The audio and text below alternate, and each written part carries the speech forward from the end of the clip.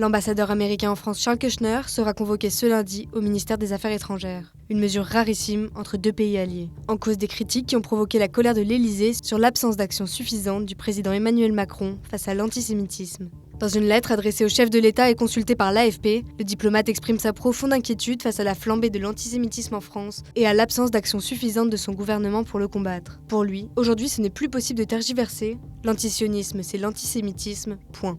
Du côté français, la réaction est immédiate. Pour le porte-parole du Quai d'Orsay, ces accusations sont inacceptables. Elles vont à l'encontre du droit international, en particulier du devoir de ne pas s'immiscer dans les affaires intérieures des États. Elles ne sont par ailleurs pas à la hauteur de la qualité du lien transatlantique entre la France et les États-Unis et de la confiance qui doit résulter entre alliés. Ces critiques du représentant américain, arrivé récemment à Paris, surviennent quelques jours seulement après une violente charge de Benyamin Netanyahou contre Emmanuel Macron, accusé d'alimenter le feu antisémite en défendant la reconnaissance d'un État palestinien. Dans sa lettre, le diplomate écrit « Il ne se passe pas un jour en France sans que des juifs soient agressés dans les rues, des synagogues et des écoles dégradées, et des entreprises appartenant à des juifs vandalisées. Depuis le 7 octobre 2023, les actes antisémites sont en nette progression en France. Durant l'année 2024, 1570 faits antisémites ont été comptabilisés par les services de renseignement, contre 436 en 2022.